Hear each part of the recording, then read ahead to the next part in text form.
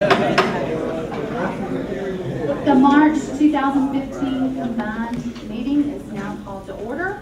We have a quorum with all 7 board members in attendance. Do I have a motion to approve the agenda? Madam President, I move that we adopt the agenda as printed. Second. All right, I have a motion and a second. All those in favor, please raise your hand. Motion carries with 7 votes. We will start with recognitions with Mrs. Mona Davis. Oh, I am so sorry, the color, that is not on my sheet. And we're going to have the Lee High School ROTC. I present the colors, so if everyone would please stand.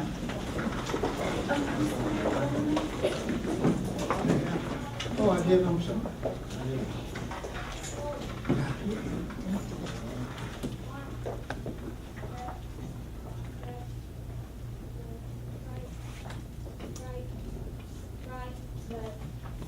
Left,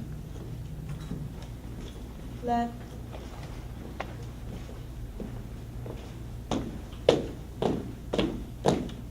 colors, face,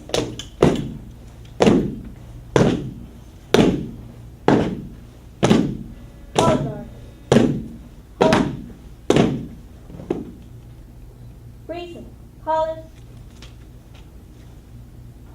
Please join me in the pledge. I pledge Allegiance to the flag of the United States of America and to the republic for which it stands, one nation, under God, indivisible, with liberty and justice for all. Hope.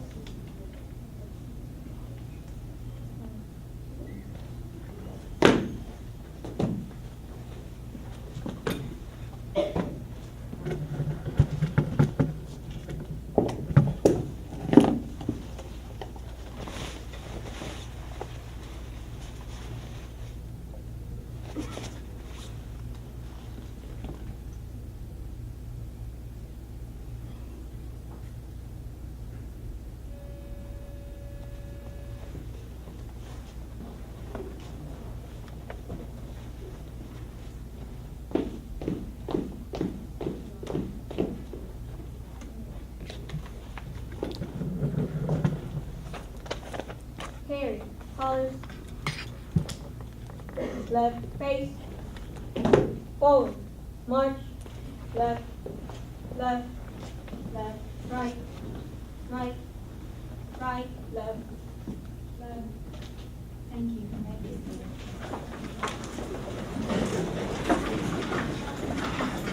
Okay, now if we can ask Reverend Giles to please come for our invocation.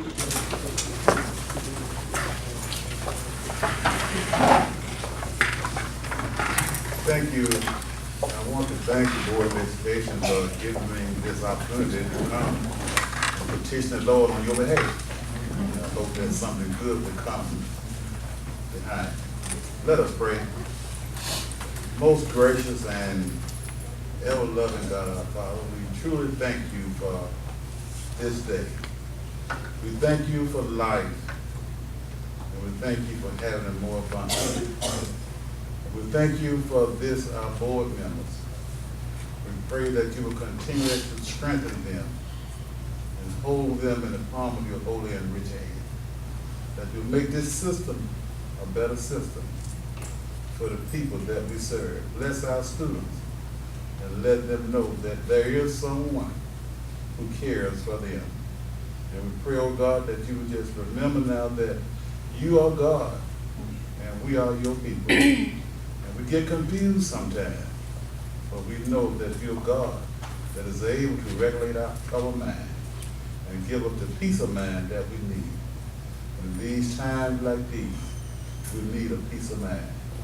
And we ask, oh God, that you come now and ask now a special blessing, that you take the drugs away from our students, that you would take the alcohol away from our students, and that you replace it with hope, love, joy, and understanding. And we pray now, God, that you hear our prayer and that you answer our prayer. In His holiness we ask and we pray. And the saints of God said amen. Amen. Thank you. Amen. now for recognitions, Mrs. Davis.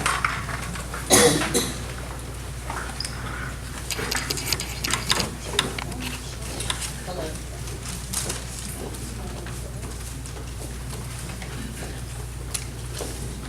So I just talked loud tonight, I don't think it's working. Okay. Every month, we recognize students, and tonight, I'm especially excited to recognize these students because tonight is a night of champions. We have the #1 girls basketball team in the state. We got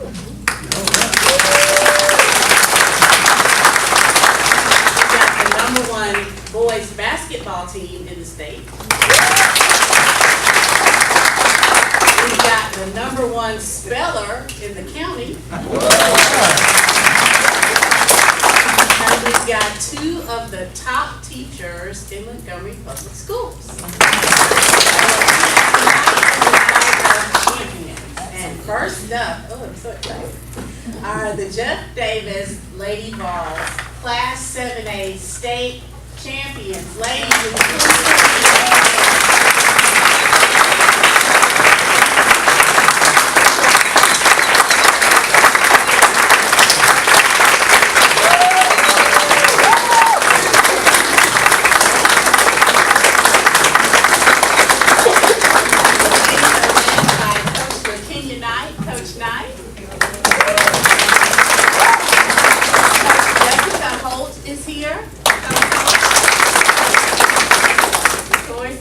Principal Bobby Abrams. We've got the district's AD Brandon Dean. Coach LaKenya Knight has led the Lady Vols to secure their 3rd state title since 2006, when they defeated the McGill-Tulin Yellow Jackets in a fast-paced, down-to-the-wire game and a dramatic win of 55-54.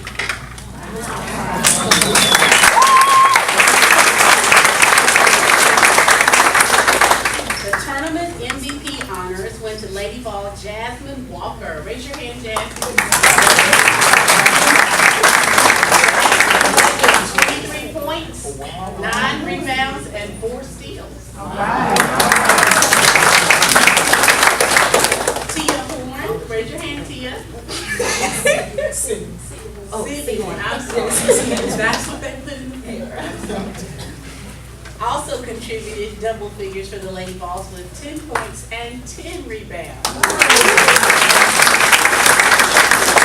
of the great things about the Lady Vols this season was their willingness to work hard and to believe the impossible. That's one thing Coach Knight said about them, that they believe for the impossible. And these ladies not only excel on the court, but they excel in their classes. They are leaders in their schools, and they are now examples for the state of what good student athletes look like. So for that, we are very proud. We're very proud of what they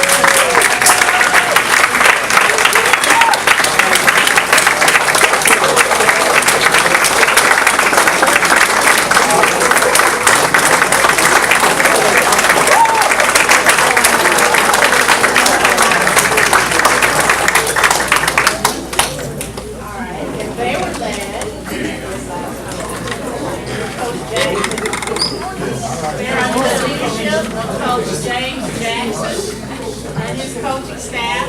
And coaching staff, raise your hands when I call your names. Coach Malika Jones. Coach Steve Patton. Coach Sam George. And of course, their number one supporter, Principal Gary Hall.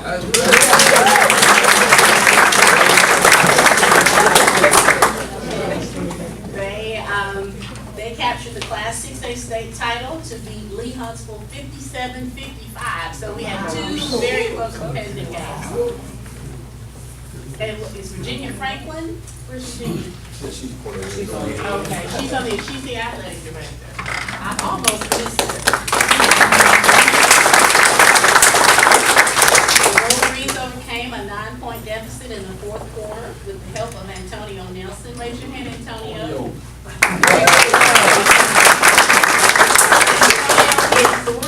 Three-pointers to tie up the game with 3.3 seconds left in the game. Brandon Austin, raise your hand, Brandon.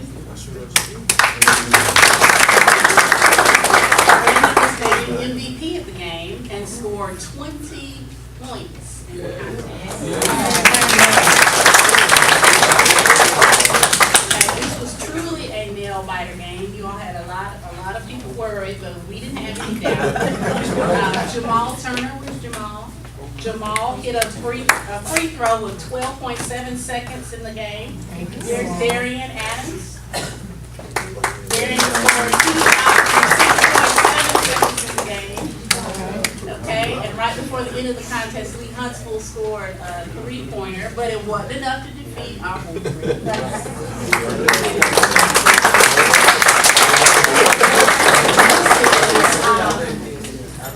I think the last time you all won the state title was 2012, right, Coach Jackson? Okay. And these young men played hard. They showed dedication throughout the season. Some of the members overcame lots of personal obstacles, but they stepped up to support the team, which I think is indicative of the Carver spirit. It really is. And that makes this victory even sweeter for them. And so with that, it's gratifying to see that their efforts were rewarded with the title. You all didn't bring the trophy? We got 2 D1 signings at the state. Okay. Coming back. Okay, say that. 2 D1 signings out University of Alabama. Raise your hand.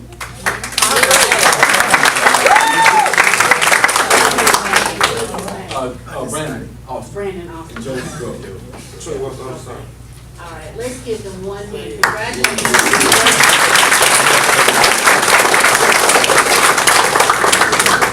All right, thank you, young man. Guys and girls, you all have to play very well because Coach Jackson was playing over at Booker Washington while we were teaching over there when he was 6 years old. And he just knocked the ball in.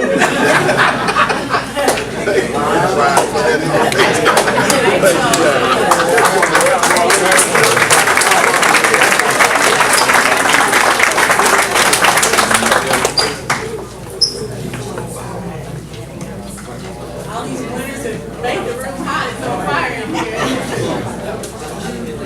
Okay. All right, are you ready for the next champion? Yes. Okay, how do you spell winner? Well, in Montgomery Public Schools, we spell it J-A-M-I, and that's for Jamie DeJesus. And she's a student at Baldwin Arts and Academics Magnet, and she recently won the Montgomery County Spelling Bee. Jamie, would you please come forward?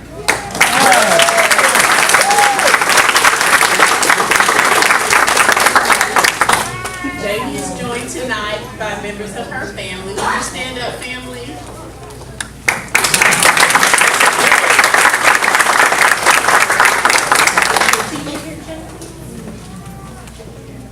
Okay, all right.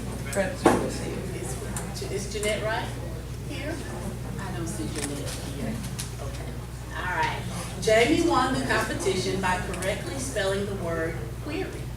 In addition to being a super speller, she is a member of Baldwin's Scholars Bowl team and Science Olympiad teams. She advanced to the state spelling bee on March 7th in Alabaster, and there she represented MP as well. And even though she didn't win at the state level, she will ever hold the distinction of being the best speller in Montgomery County for 2015, which we think is wonderful. Yes. So please join the board in congratulating Jamie on her accomplishment.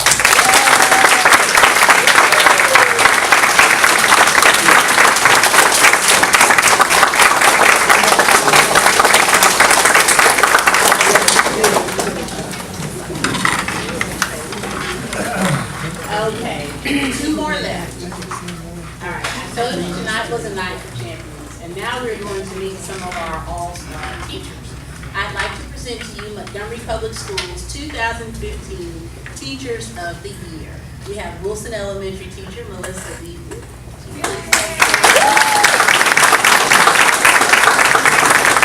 And UW teacher Mark Coleman.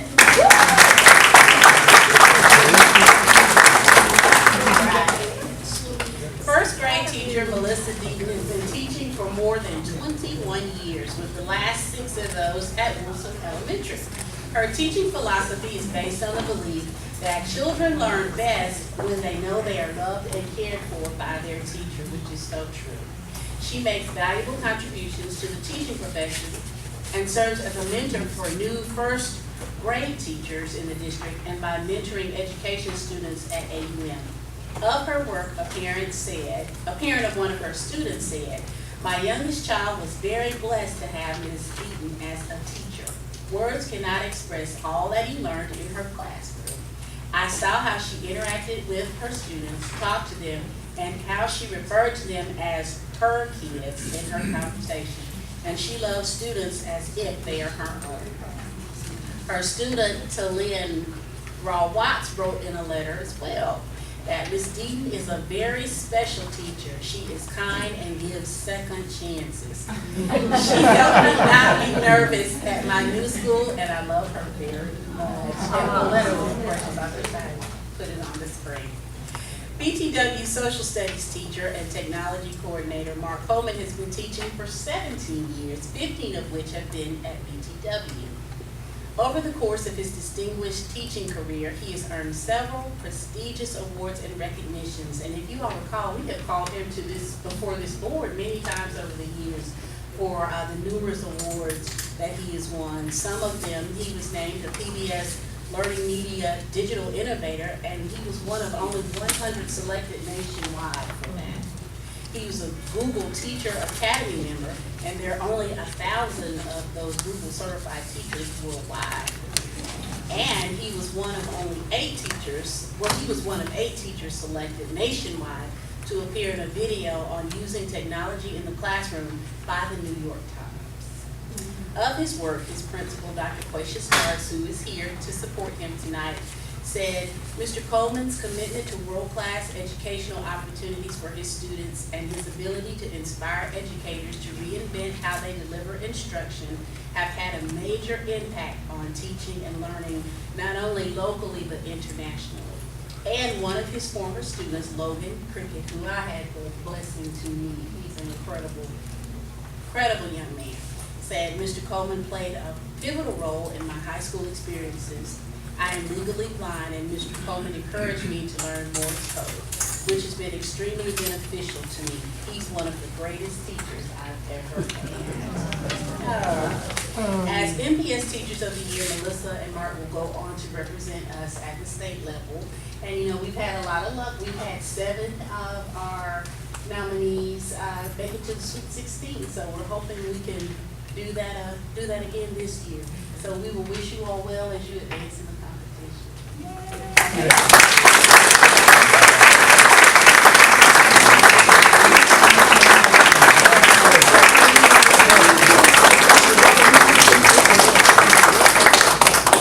Thank you. All right. And last but not least, we'll have a special joint presentation by the National Education Association. And they will come forward. We have Mr. Christopher Johnson and Edwin Forsley. Would you please come forward?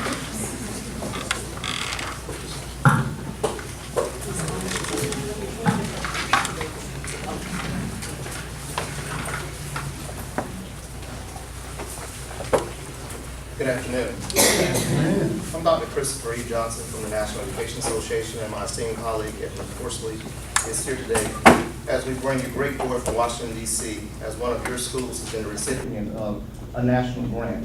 It was a competitive grant, and this grant is going to be a collaborative grant. The grant is going to be entitled Images of Me Then and Now. It's a collaboration at Capital Heights Middle School. I would ask Mrs. Linda Harrison to join me here at the podium. She's a Capital Heights. I'm sure y'all are well aware of this very beautiful young lady. This grant is going to allow parents, faculty, administration to evaluate the role of past and present civil rights leadership in America. It's going to be a collaboration of 3 educational associations, which is a very unique situation.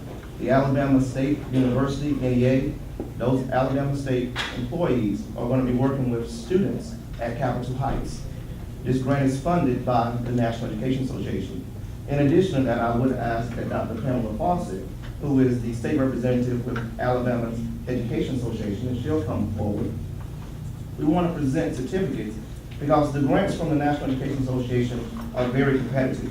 This is the first grant of this nature, where there will be 4 different associations working together with your students. This is completely funded by the NEA. So, Ms. Harrison would like to thank you for the nice little certificate. We're going to be working with 30 of her students. Those students will have opportunities to go on field trips. Those students will have an opportunity to, as we call in the NEA, the bubble. These are students that's right at achieving. Hopefully with this little boost, this will help them achieve. We know that her school has recently been designated a priority school. We work for the priority school department. So we look forward to helping her kids and your students here in this local do much better. So this certificate is for you.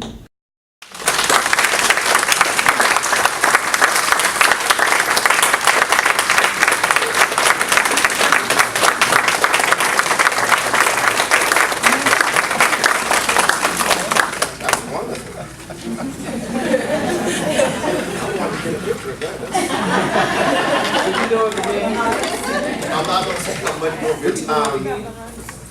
All the Capital Heights family, we like y'all. All right. I know time is of the essence, but we will be remiss if you do not understand the importance of this collaboration. Though we're going to be working with one of your schools, the local association is who really employs all of the educational employees with the NEA. The Montgomery County Education Association, which is our local NEA affiliate. That president is Antonio Owens, excuse me. Please come forward. This association represents the local teachers. This association is what employs myself, Dr. Fawcett, and Edwin. We work for them, they're our bosses. And we are very esteemed and with pleasure to be here with you. But most importantly, we thank you for your hard work on behalf of the students in this district every day.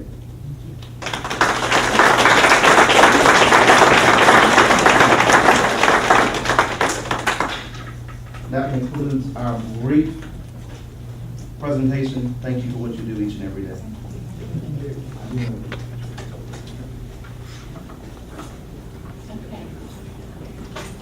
Now we will move to our scheduled public comments, and before we get started, I'd like to read the rules and procedures. The request must be made in advance in writing to the superintendent's office by 4:30 p.m. on the Tuesday preceding the meeting day. Request must have specified the nature of the business to be taken up with the board and the name of the person who will address the board to be added to the agenda. Communications must be respectful. Discussing specific student or employee matters will not be allowed. Individuals who have concerns that are inappropriate to be solved in this venue are welcome to seek a problem-solving meeting with the superintendent. Immediate feedback by the board may not be provided. However, you may be contacted for follow-up by the superintendent or designee. Public comments may not exceed 5 minutes. The board chairman has full authority to terminate the remarks of any person whose comments contain personal attacks, exceed the time limit, or are otherwise inappropriate. A speaker may be considered disruptive who continues to speak when their allotted time has ended, when asked to stop speaking by the board chair, or is otherwise inappropriate. If a person fails to comply when asked to terminate comments, he or she will be escorted to their seat, out of the auditorium, or off of the MPS property, depending on the level of disruption. So, following those procedures, we have Ms. Katie Brown as scheduled to make comments, and I don't even see her. So I'm sorry that I'm going to read all about you. All right, so we're going to move right along to the superintendent's report. Okay? Good afternoon to everyone. Want to thank our public for being here, and of course our staff members for attending this meeting. We're going to give a brief report. Tonight I'll begin with identifying our goals from our strategic plan.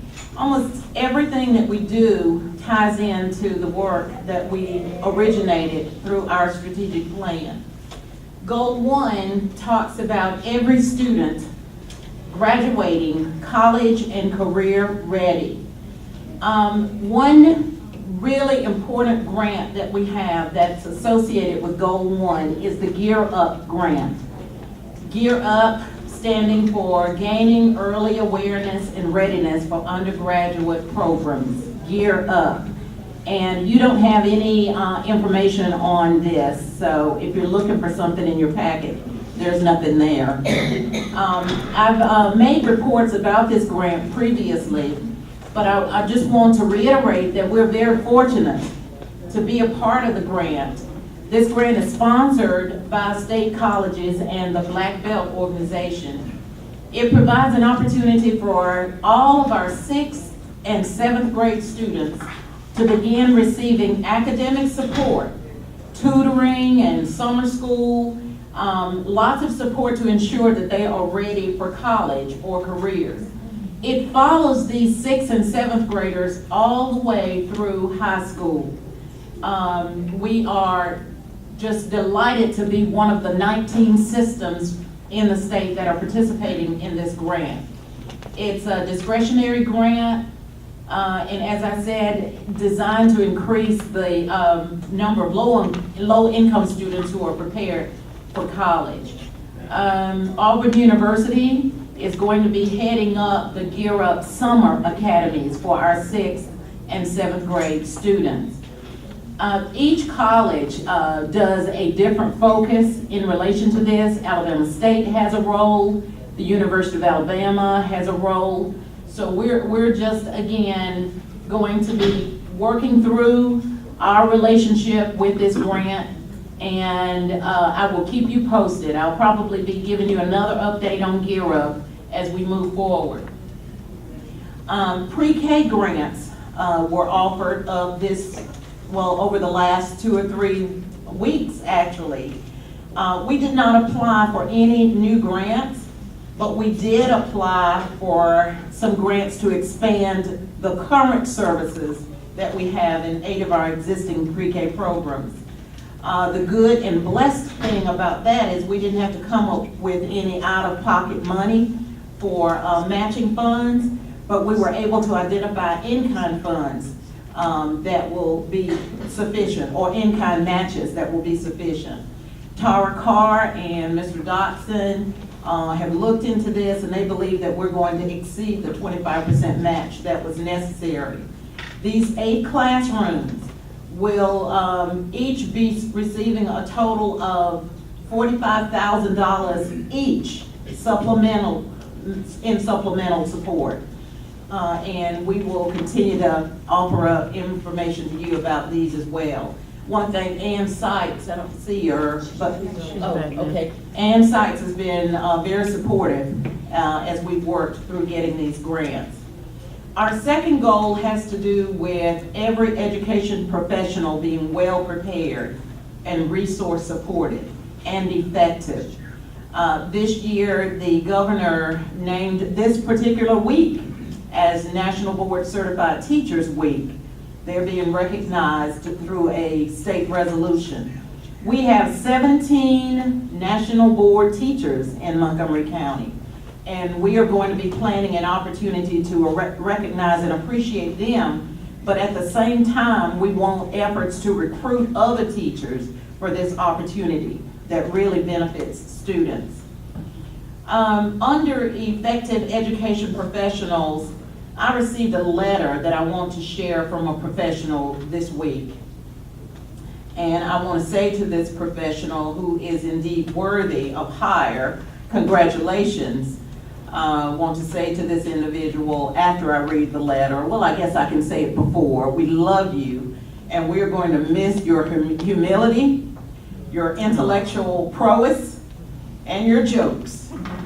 And this letter reads, Superintendent Allen, I would like to sincerely thank you for the opportunity to serve as an executive director with the Montgomery Public School System.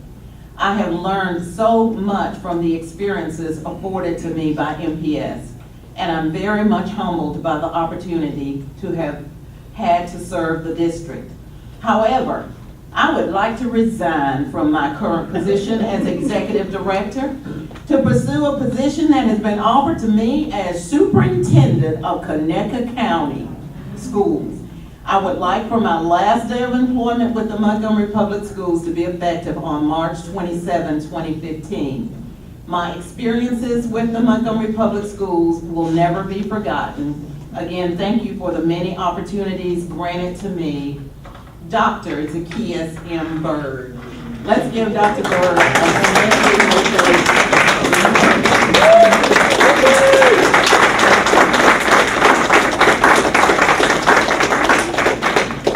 Dr. Bird, I didn't sign off on this, but I guess I'll tell you it's okay. It's okay. We really are going to miss you.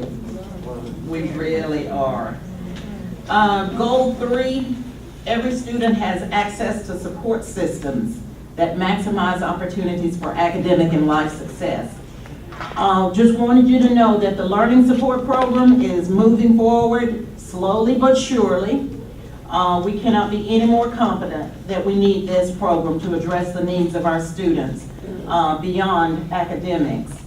Thanks again to Dr. Nettles and Dr. Maxton, who have reached out to other community entities, and they're going to be bringing you some information on how we're connecting with communities to support our children. And we want this grant to this effort to just keep moving forward. Goal 4, every school engages parents and community partners in support of student success. Our students have been involved in many of the 50th anniversary celebration activities, and I asked Mona to share with you pictures of the quilts that our students made. You have hard copies. We're so proud of their work, and we're going to be giving these quilts to city and county officials in a March 23rd presentation. They did an outstanding job. And Ms. Owens was a part of the team that helped to put these quilts together. I understand that there were about 7 participants that worked on organizing these quilts that the students made. So, Ms. Owens, we appreciate your work on that, and we're very proud of these. We really want to keep them, but we're going to do what we said we would do with them. Finally, some school boards have standing committees for various areas, and others create committees as they are needed. And tonight I'm hoping that we can identify a couple of standing committees for work that will be ongoing. And I'd like that these committees would be associated with the strategic plan goals, if they may. Goal 1, which has to do with working to get students graduated, prepared for college or career, and Goal 3 of the learning supports. So at the end of our work tonight, I'm hoping that we will be able to do that, to assign people to some of the strategic plan goals as standing committees. I said finally, but this is for your information. There are 40 proposed education bills on the legislative floor. 40, all related to us. They range from having teachers incorporate handwriting in English classes, and in regard to that goal, in our course of study, our English language arts course of study, that's already a part of what is to be done. Students needing to pass a civics test before graduation, reading the state of Alabama college and career ready standards, and all the way to the charter bill that's been on the Senate floor this afternoon. Just wanted to make the comment that as Montgomery Public Schools, we are going to continue to strive for good, strong, positive relationships among stakeholders, especially with our students, high quality instruction, good professional development that empowers our teachers, and learning supports for this entire process. In other words, we know that the 40 are out there, but we're going to keep working is basically what I'm saying to the board and to this community. And that concludes my report. Thank you very much, Mrs. Allen. Now, if we will have Mrs. Davis come and talk to us about the Montgomery Public Schools Backpack Food Partnership. Okay. About 2 years ago, they're more important. About 2 years ago, Melissa Snowden, our board president, had the idea or the deep desire to do something to address the needs of students who we know go home after they leave school hungry. Now, we did a great thing by being able to offer breakfast and lunch at no cost to our students. But we know that we have pockets of students that still go home over the weekend, and they go to homes that have very little food there to eat. So from that, we were able to partner with churches in our community and some organizations and individuals too, who also had that desire to meet that need for our students. So that's kind of what birthed the NPS Backpack Program. We did a lot of promotion for it prior to the start of school, and we were fortunate enough to identify, first of all, who in the community was already doing a backpack food program. I'm gonna skip around. Tom is not here, so I'm having to do a little double duty tonight. Okay.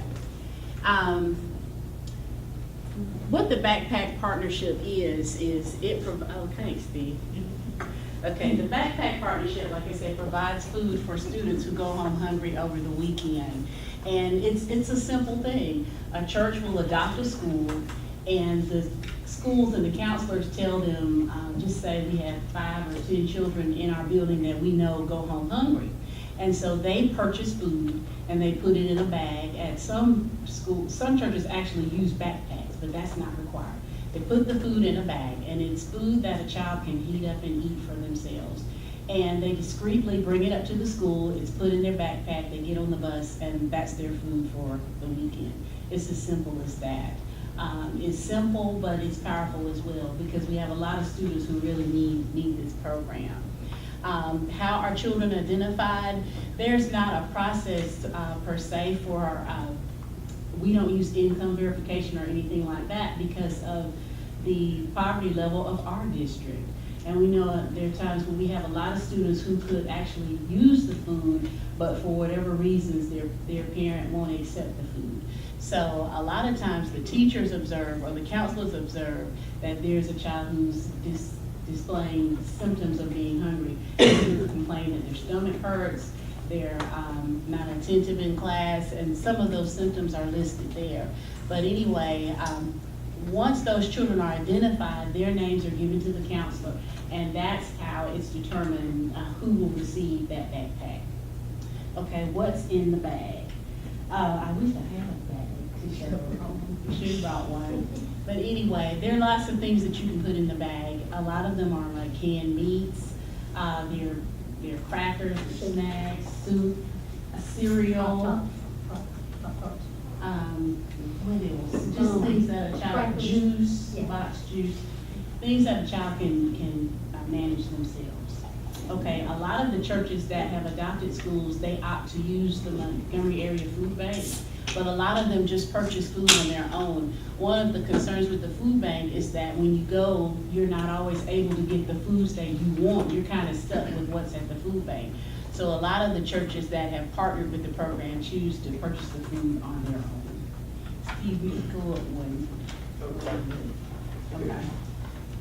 And the information that you're seeing now is the information that we actually give to the churches that are interested in being a part of the program. True Divine has been a big partner of the program, and they're actually running television commercials. So if you see a TV commercial about the backpack food program, that's one of the churches that are a part of this partnership, and they're doing very well. They're serving over 200 children at the Brubaker complex, and that's primary, intermediate, and the middle school. Okay. You can flip up one, Steve. I wanted to show you a list. If you look in your packet, it says 2014-2015 school partner list. And you can see the schools that are, here it is, you can see the schools that are matched to the churches. You can see True Divine has the Brubaker complex, and their numbers are actually higher now. They're actually serving 178 children at Brubaker Primary. But the thing about True Divine, their numbers are very impressive, but they've also been doing this for the past 3 or 4 years. Seth Johnson is a new church. Seth Johnson partnered with Zion Fellowship, and you can see they're serving 15 kids. And I'm not going to read all of them, but you can just see who is partnered with the schools. And our goal as the partnership is we ultimately want to have a partner for every single school. And I think we're on track to have at least half of our schools partnered up by this summer. Which is good. And Brenda's here. They have a great partnership with Trinity Presbyterian, and she's going to talk a little bit about how it works at her school. Well, I don't like to talk in front of the board because I feel like I might be in trouble. But this is such a good opportunity. I have to share this with you.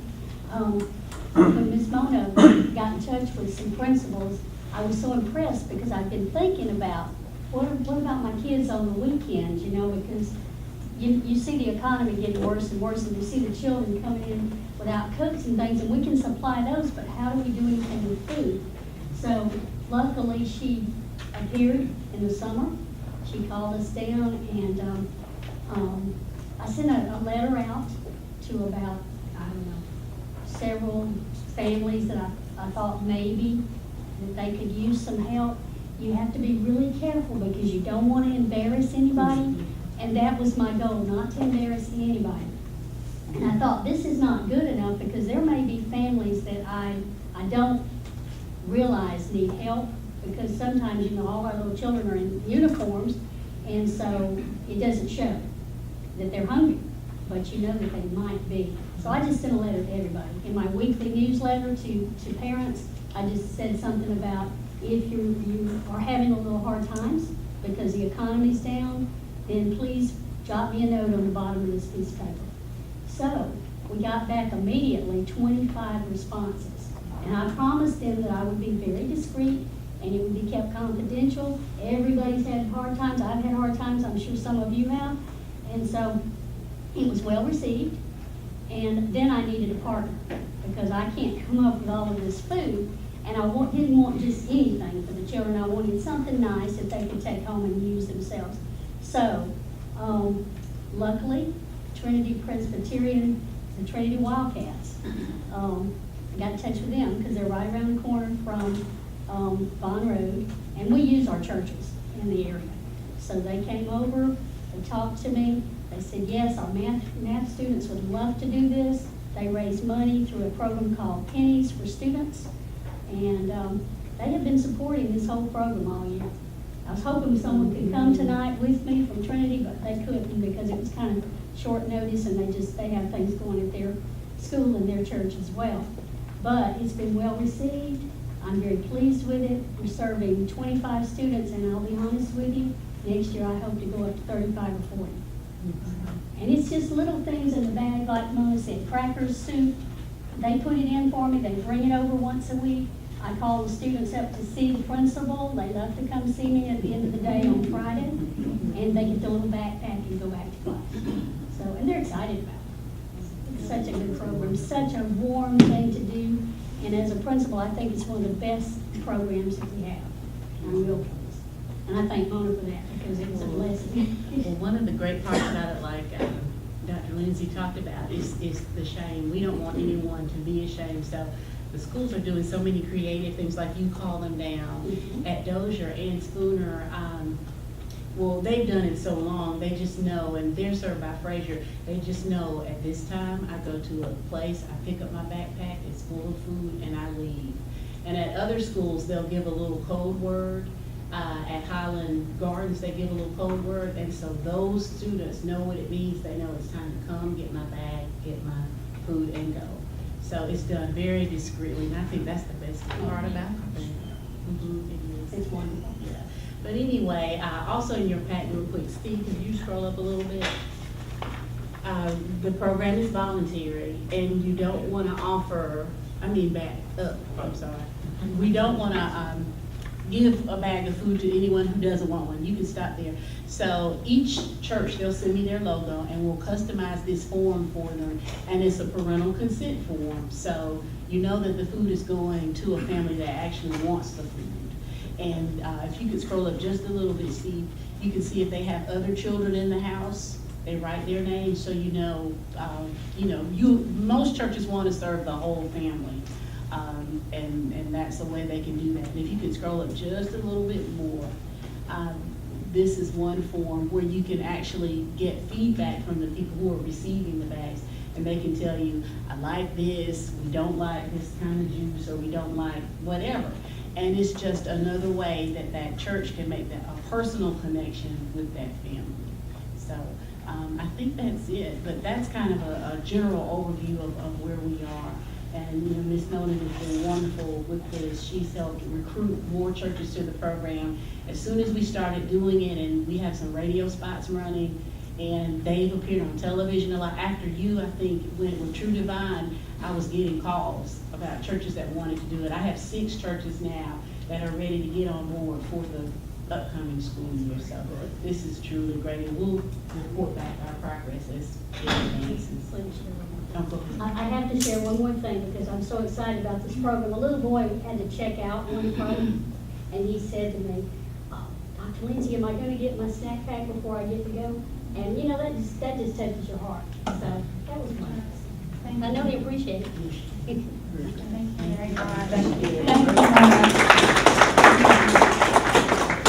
I really appreciate you. I know you've really done an answer to prayer with that. Okay, the next item on our agenda is the February financial report, and we're going to have Mrs. Wooten come and do that for us today. Oh, you're already there. Oh, no. You're fast. Good afternoon, Madam Chair, Vice, members, Superintendent. You have before you the financial statements for February 2015, and at this time I will review the notes of the total sheets. You look at lines 1 and 2, total assets and other debits, and total liabilities and fund equity. We have $31,886,914.27. Look at line 3, which is unreserved fund balance. We have $25,728,855.07. Look at line number 4. We have $31,814,304. Line 5 is the beginning fund balance, so as of October 1, 2014, we started out with $16,154,006.45. Look at line 6, is your total revenues and other fund sources. You have $106,695,177.89. Look at number 7, it's going to be your total expenditures and other funds uses. You have $91,034,877.30. And line 8, revenues over, under expenditures. And at this point, we're over. $15,660,300.59. Your ending fund balance at the end of February 2015 was $31,441,940.30. $814,307.04. And we all know the most important number is gonna be number 3, which is unreserved, where we ended with $25,720,855.79. And at this point, we also need to remember that we get most of our taxes in early in the year. So this fund balance will slowly decline as we go on, because we'll be using these funds. And at this time, I'll answer any questions. No, but I looked at, Mr. Glover, and he was just like a proud papa. Stop getting this off to me, but I'm leaving it in good hands. Thank you very much, Ms. Moody. All right, now we will have the career tech update with Mrs. Bell.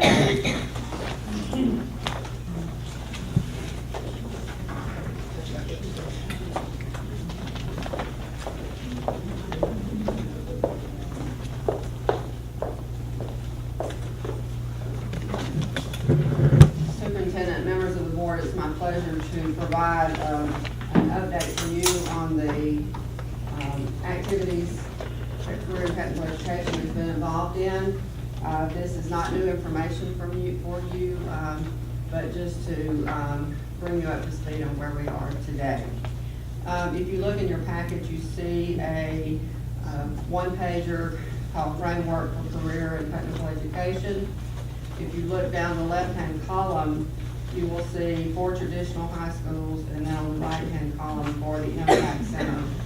We are proposing that the name of the Career and Technical Education program will become Montgomery Preparatory Academy for Career Technologies, and the acronym would be IMPACT. Keeping that in mind, if you look down the left column for the traditional high schools, you will see some of the major programs in career and technical education that are housed in our traditional high schools. Now, these are not all of the courses that are offered in each high school. There are additional courses such as family consumer science and business marketing education, entrepreneurship, fashion design, and so on. But what I would bring your attention to are those 4 enumerated courses under Carver High School. Now, I want to say right here that we are trying to elevate the language and elevate the rigor in career and technical education. So we are proposing that what used to be called career and technical programs would be called career and technical majors. It has a collegiate feel to it, but we also are working with our teachers to ensure that the rigor that should be there is there. With regard to those majors at Carver High School, and you can see 4 of them there: industrial systems with electrical, electronics, and robotics, industrial systems with machining and welding, culinary arts, and then hospitality, tourism, and lodging. We are proposing that there would be a pilot program between Carver High School and Jefferson Davis High School, where students would leave Jeff Davis and go to Carver to participate in these magnets. Similar to the way that students would leave any traditional high school and go to the Career Tech Center to participate in Career Tech majors. We think this is an important thing to do because we cannot duplicate the equipment and supplies and materials and facilities that we already have at Carver. Discussions are underway with these principals to ensure that all of the details are worked out, and we are thrilled to be moving forward with this. If you look into the, for the Impact Center column, that would be what is now known as MTech. It would have a new name beginning August, if everybody agrees that this is what we need to do. We will have 7 majors that will be offered in August at the new center. That would be building science and construction, electrical technology, HVAC, electrical, or it says electrical systems, but it should be mechanical systems, welding and metal fabrication, advertising design, IT networking, and fire science and public safety. We will, in addition to these 7 majors, have 2 math teachers that would provide integrated mathematics courses for these students, and they would be able to get those courses for transcription credit. If you think about these 7 majors, along with each one of those, students would earn the associated credentials. And that's a big part of the accountability that the school system has to have going forward. To make all of this happen for next year, we have asked the high school principals to get on board with a standardized high school schedule for a 7-period day. And they have given us a nod to go there, and we're really excited about that. There will be 2 3-hour blocks at the Impact Center this year if you all elect to go with the center concept. And those blocks would be an AM and a PM block. The rising seniors who are currently at MTech would be allowed to stay at MTech to graduate from that school because they've been there their whole high school career. We have devised several ways that they would be able to earn their academic credit. One is through access, another is through dual enrollment, another is through participation in core academics at their zone school. So they do have choices. We are working diligently on the scheduling and the transportation piece because we know that this is a lot of movement that the transportation department is going to have just right when school starts. To make all of this work the way that it's supposed to with regard to what's right for students, we have to ensure that the right students are participating in the coursework through the majors at all of these traditional high schools and at the Career Tech Center. And so we will be using our assessments such as Explore and Cooter, a lot of counseling activities, a lot of 4-year plan development, making sure that the right students are selected. We will have a recruiting event, and I hope you can add this to your calendar on April 14th at the Multiplex, where all of the majors that will be in the center next year will have an exposition, and it'll be interactive for 9th grade students. The center would only house 10th, 11th, and 12th grade students. Also, just so you know, and I know that y'all have gotten an email on this, but we have a March 16th luncheon, which is our workforce development pipeline update, and that's going to be at the Hyundai Training Center. I sent emails to all of you yesterday. If you didn't get those, let me know, and I'm glad to give you those details. Superintendent, that's all I have. Okay, that's good. Wait a minute, Ms. Dawkins.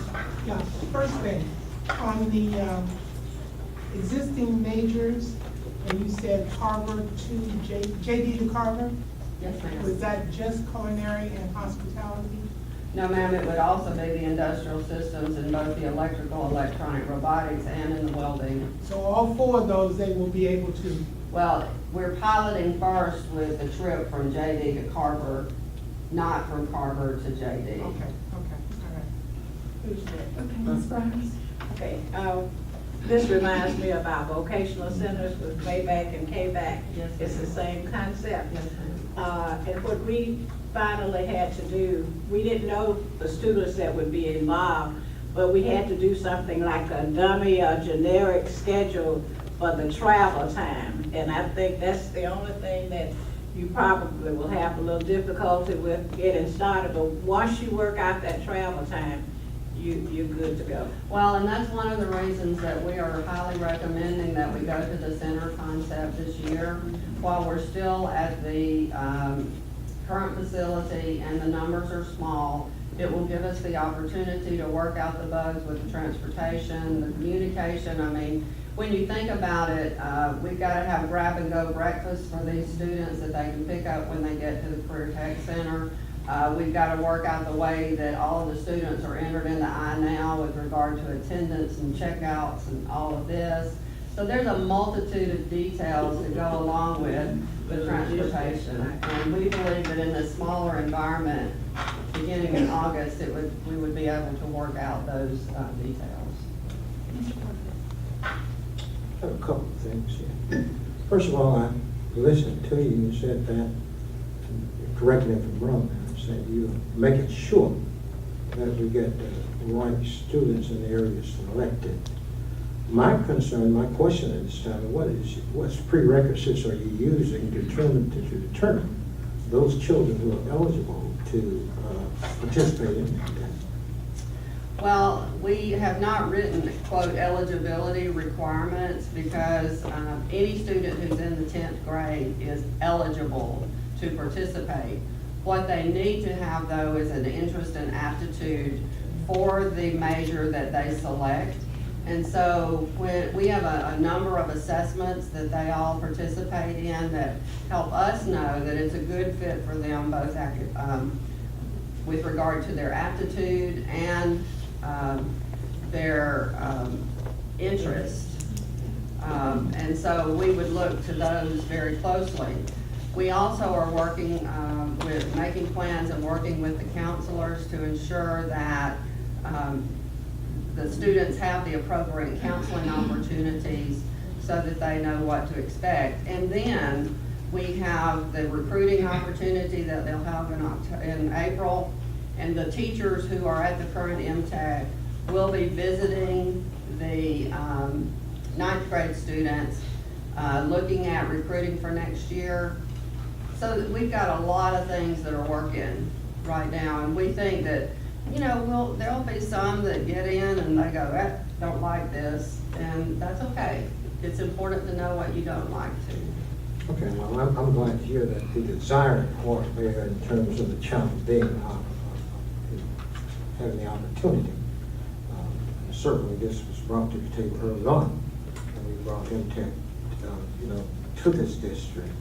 Another concern that I have here is that you mentioned, and I thought early on, that when we allowed students to participate, they were participating first in the 9th grade, since we were in high school, 9, 10, 11, 12. Why is this changed then that, my understanding, you said they would only be able to attend or participate in the 10th, 11th, 12th grade? There's a couple of reasons, Mr. Porterfield, that we think it's important that they participate in 10th, 11th, and 12th. Going back to those 9th grade students, first of all, they have a very full 9th grade schedule in that they are required to have 6 credits, and they only have 1 elective.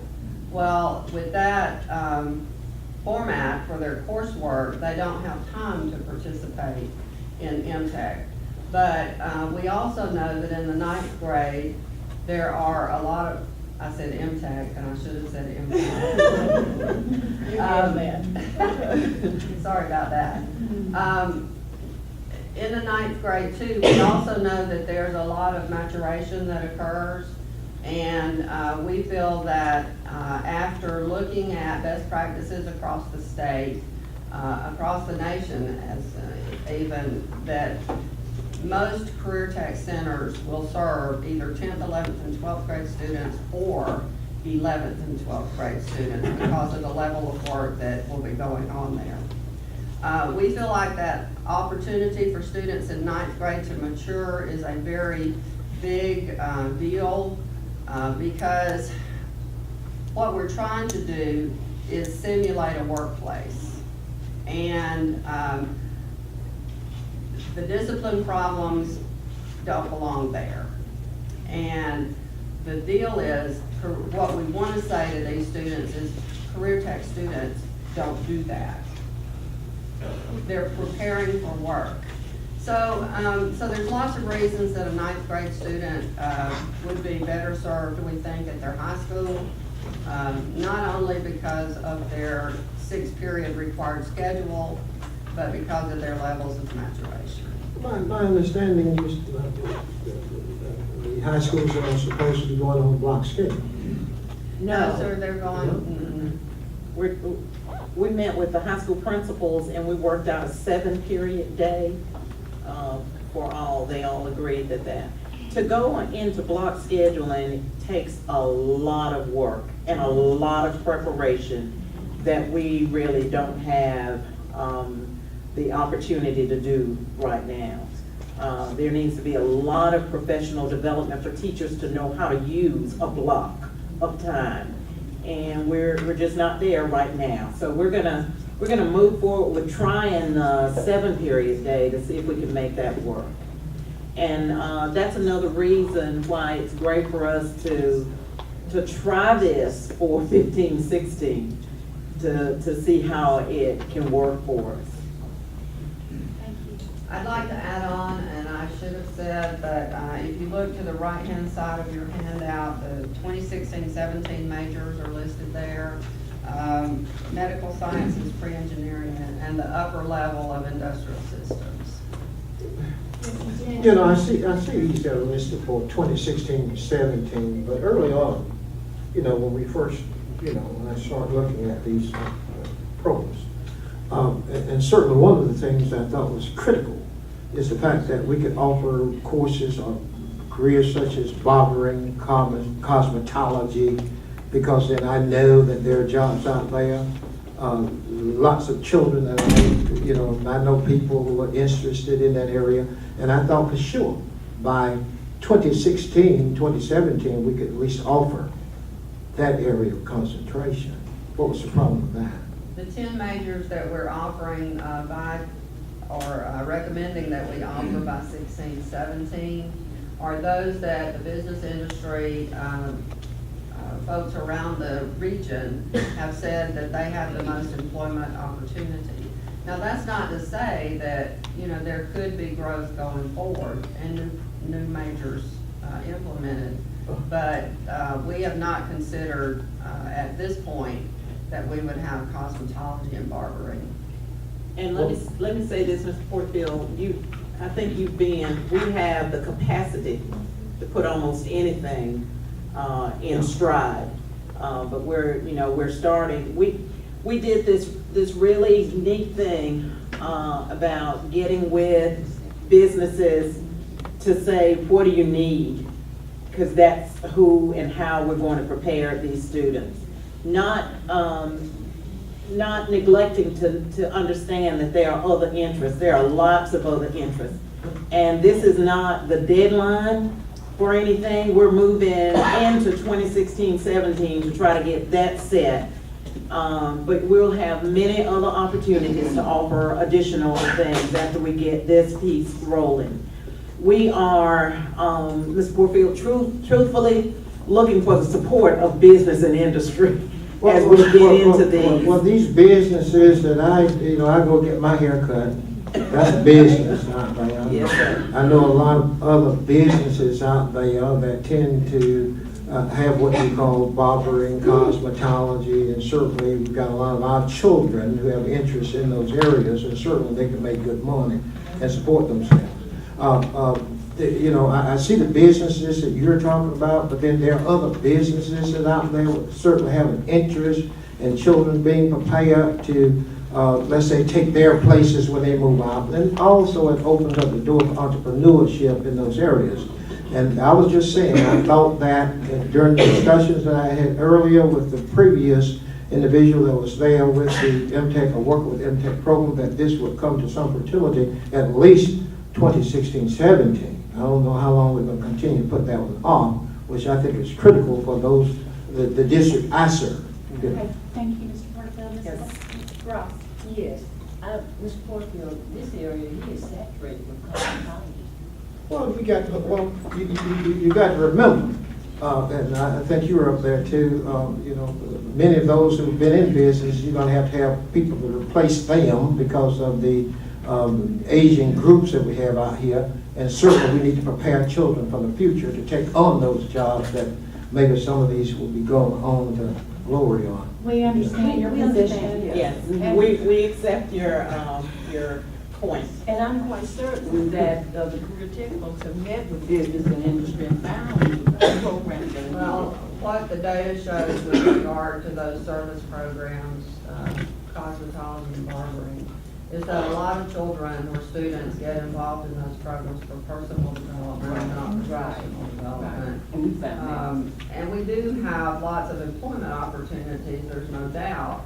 But there's also on-site apprenticeship opportunities and that kind of thing for students who wish to participate in those professions. So it's not dead end with regard to those occupations, but you know, if we need to go that route later on, then we need to explore that later on. Glad to. Did you give the time for the career fair? The global event, we're going to host ninth graders 12 to 2 at the multiplex, and then we'll host parents in the evening, say 5 to 7. And we are going to transport students. What we're doing with regard to those students who will be invited to participate in that activity, we will have roughly, you know, if all the classes fill up at Impact next year at the current facility, there's room for about 350 students. Of course, a smaller number of those would be 10th graders. And so we're anticipating, and I've looked at the numbers and think that if we can get 700 ninth graders to that event, that we will have a large enough pool to pull the number of students that we think we're going to need to bring Impact to capacity when school starts in August. So that was a long answer, but the students will be there from 12 to 2. We will provide transportation and parents in the evening. Thank you. Thank you, Nancy. Today, the city, county, and mall owners announced the name change for Montgomery Mall. One Center. One Center. Yeah. Anyway. Okay. Thank you. Very interesting. All right. Virtual school update, Mr. Blair. As Steve is coming, it was an AASD conference that we watched a couple of school districts with their virtual presentations. And the board looked down the row at me and said, "We want one of those." So anyway, Steve got together a committee, and we've been looking into how it might work, how we might begin such a program. Steve. Good evening, Madam Chairman, Madam Superintendent, members of the board. I'm here today to present for your information our proposal for the NPS virtual school program. Like Superintendent Allen said, this idea started with a conversation between myself and the superintendent about alternative settings and possibly a virtual school for NPS. And I wait for the PowerPoint to come up kind of. So, yes. There we go. We'll go to slide 2.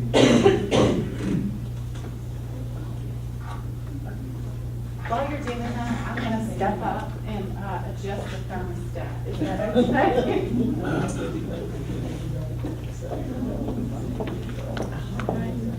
I think 65 is plenty for the building. All right. Mark, can you go next slide? Sure.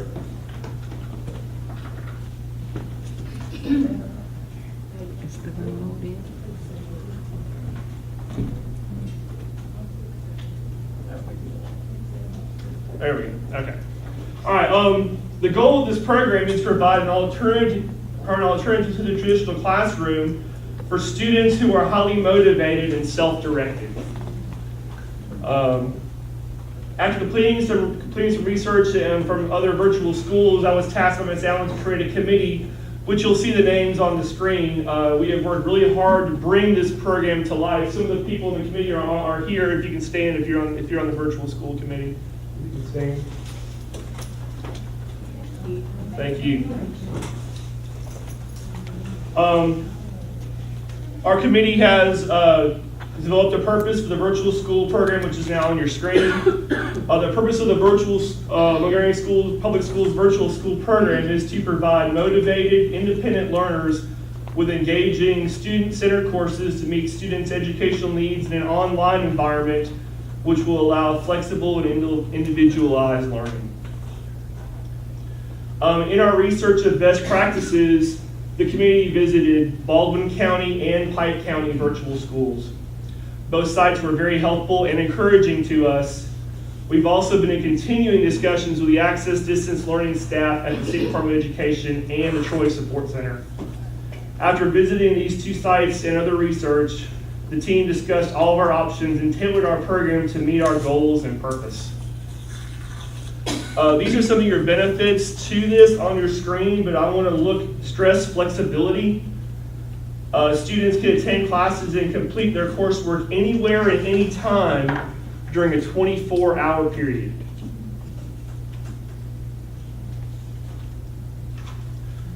All right, with the board's approval, we'd like to pilot this program during the 2015-16 school year with a maximum of 20 students. We like to choose from rising 10th and 11th graders who are on track to graduate with their cohort. They must already have taken PE and career preparedness. Students must be enrolled in their zoned high school. Students will take all subjects at the will take all their subject tests at the virtual school site. So whenever they have a test or assessment from their teacher, they will come to us, and the school, whoever's on staff at the virtual school will proctor that test. All state mandated tests will be administered through their zone school. Extracurricular activities will also be handled by their zone school. The MPS Virtual School Program will be housed at the Professional Services Center for the 2015-16 school year. In the years following, it will be co-located at the Career Tech Center. Staffing, the MPS Virtual School will be staffed by an administrator with support of the team members. The most integral part of this staff will be the full-time facilitator. This person will be interacting with the students, proctoring assessments, communicating with the distance learning teachers, monitoring student progress, and communicating with parents and stakeholders. We will also need some English and math tutors. We are looking at either paid positions or looking at partnering with local colleges and universities for interns. For equipment, our plan is to issue laptops to these 20 virtual school students. They will be responsible for accessing the internet outside of our building. If approved, our next steps are to finalize the application process and selection process, advertise through the MPS website, school messenger, or a postcard mail out.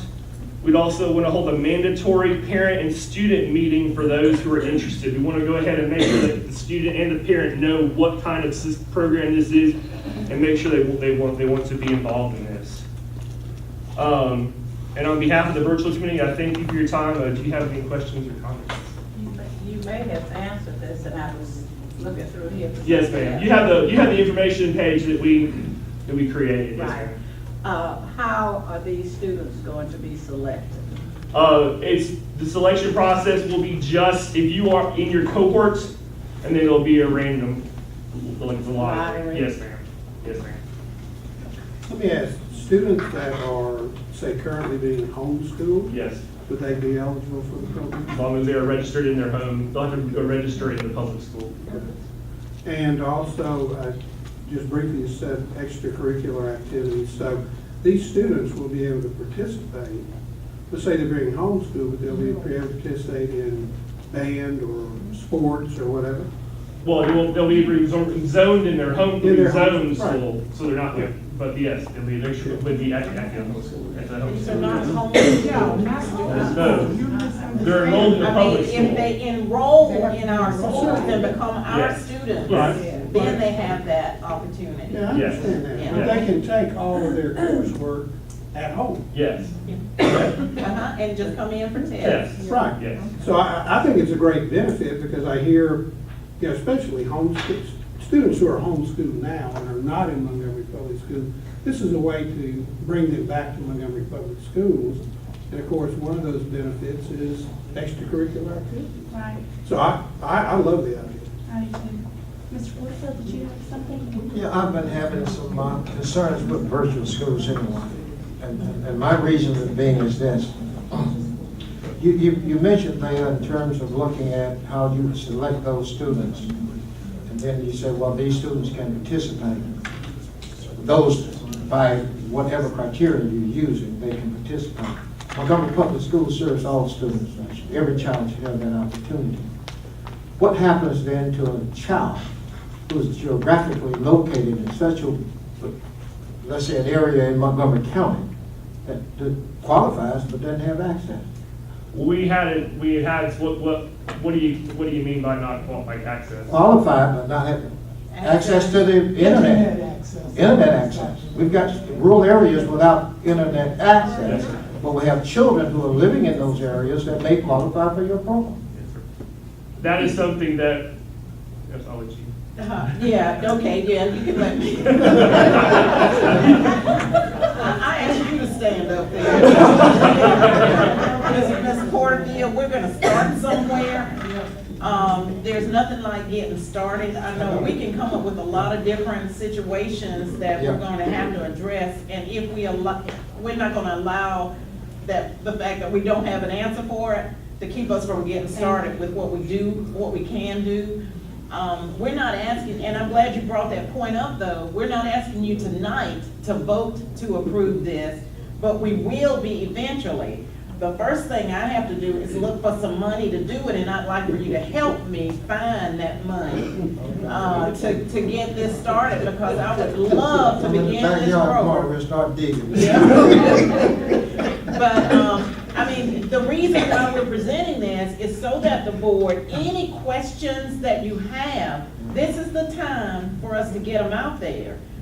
Because after this, we are going to be looking for the funds to really be able to do this. And I think it's a good goal to start with 20 students to see how we can make this work. And there are some school systems that are, our size, that are up to like 100 kids that are doing virtual. But we're gonna get started with this, work out the kinks like we're doing everything. I believe in just piloting everything rather than going just gung-ho into things. And I'm sure we'll learn a lot as we go along. We'll, and we'll ask questions. Stephen and the group have been visiting and asking individual systems how they do it. And we're gonna have to just learn from them, and we'll do we'll do good, I think, with that. I wanna thank the committee and Steve for a good presentation and good insight into things. Keep thinking. Yes. Anybody that has a question, you can submit it to Steve, and we will research it and see if we can get some answers so that we can work this out very well. I have a question, if you don't mind, about the cost, and I know y'all are still trying to figure that out, but, okay, if we start with 20, is there going to, do you know of with the other systems that y'all looked at, if there's like a breakdown with, let's say, 0 to 50 students? I mean, do you have to have a certain number of coordinators per number of students?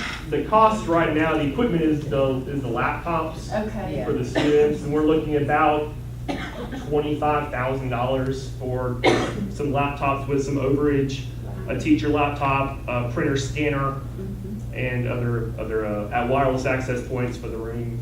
Okay, so there's not going to be any cost. We can already do access now. Yes. Yes. And so Yes. that won't be. It's equipment cost and personnel costs. Okay, and so for the personnel cost, I guess that's what I was asking. Yeah, we need a How many, facilitator. so we need Right. a facilitator. How many students does usually max out a facilitator? Our goal will be one facilitator For, for the whole, because those children won't be there all at the same time. They will be Right. there in groups of 2 and 3. They may come to work together on a project. They may, there won't be a set schedule like there'll be 20 kids there at one time. They'll be coming and going. okay, but my question is, how many students do per facilitator, like, after we do Right. the pilot? Right. What We are will the- probably have to add another facilitator if we go into the 50 and 60 range. Okay, So, because there'll be So- more than, okay, so probably about 50 students per facilitator. Dr. Key? On the facilitator, does the facilitator come up with the test, or is the test standardized at the school? the test is taken online. They just need to be, it needs to be in the presence of the facilitator. Yes, Mr. Bean? Pike and Baldwin were the Yes. two? Yes, sir. How long have they been operating virtual schools and how many students do they have? This is Pike County's first year as a virtual school. I think they have around 70 students. This is Baldwin County's second year, and they were up into the 60s and 70s. So their pilot was around 20 to 30 students their first year also. Okay. I was in a conference with the Southern Region in SBA, and it was in Florida. And apparently Florida has a lot of virtual schools. They actually have a virtual district. Have y'all looked at their stuff? I did attend the Florida Educational Technology Conference and got to talk to some of those. Great, good. I was very impressed with them. Okay. Next, thanks, Steve. Thank you, yes. Thank you. Alabama Power easement at Katona, Mr. Dotson. Yes, ma'am. Madam Chair, members of the board, Superintendent Allen, you should have in your packet a request for an easement from Alabama Power. This is the basic easement we receive from the utilities when they want to put a pole or have some of our property, on some of our property next to do their business. I'll entertain any questions. You should have a map in the back of the easement. This will be on Katona's property at the back, going west to the tree lines, away from the school, and it will start back where the fields are, baseball fields, and go heading east. I think we have about 4 poles that they like to put up. Are there any questions? All right, we'll vote on that in a little bit. Thank you. The next item is the consent agenda. Do I have a motion? Madam Chair, I move that we approve the consent agenda as presented. Second. All right, I have a motion and a second. Is there any discussion? All those in favor, please raise your hand. Motion carries with 7 votes. The next item 10, consider for approval the personnel report. And if y'all will please pass your pink sheets to the left.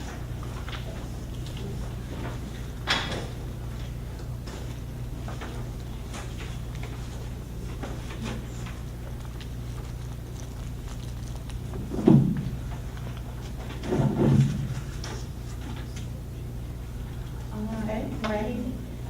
I recommend the approval of the personnel report. That's the certified, support, and addendum 1. Do I have a motion? I move that we accept the superintendent's recommendation on the certified, support, and classified, plus the addendum. Thank you. Ms. Dawkins, do I have a second? Second. All right, all those in favor, please raise your hand. Motion carries with 7 votes. All right. Okay, I recommend the approval of a center structure for MTech for the 2015-2016 school year. Madam President, I move that we accept the recommendation of our superintendent for the structure for MTF. Do we need to say impact?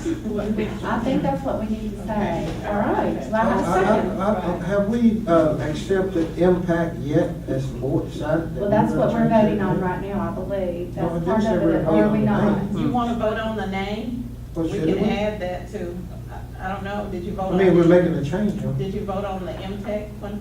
Yeah. Okay, all right, you can. Would you like to? Amend the motion to structure and name. Friendly amendment to my motion.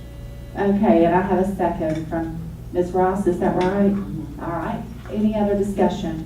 All those in favor, please raise your hand. Motion carries with 7 votes. So now we have impact. Okay. All right. I recommend the approval of the Alabama Power easement at Katoma. Madam President, I move that we accept the superintendent's recommendation for Alabama Power easement at Katona. I'll second it. All right. Dr. King. We'll just spread the love with everybody doing it. All right, any discussion? All those in favor, please raise your hand. Motion carries with 7 votes. And 10D, CSFO contract, that's me. Okay, we have the CSFO contract signed and ready to be approved. Do I have a motion? Madam President, I move that we accept the CSFO contract. Second. All right, any discussion? All those in favor, please raise your hand.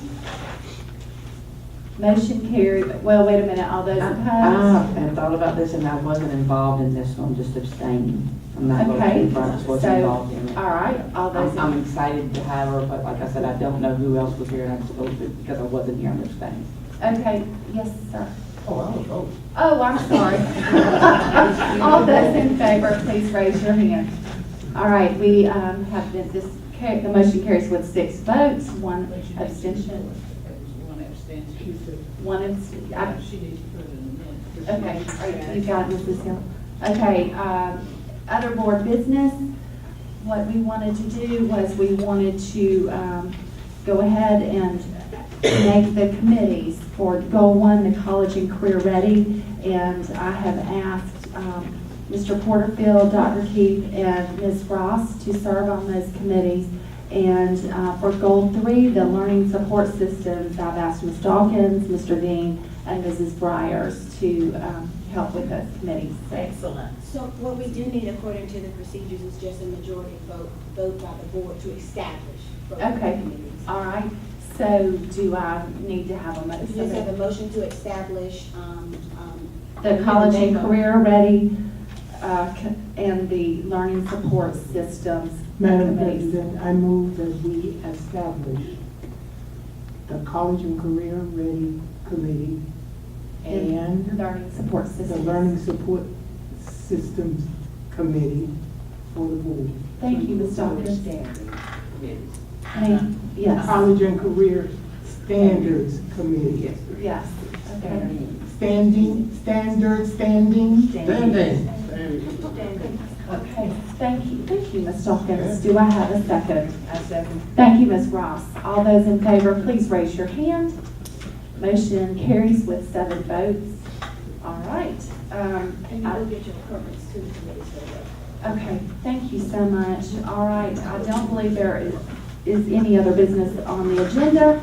Our next meeting date is Tuesday, April the 14th, and then our regular board meeting will be on the 28th of April. With that, this meeting is adjourned.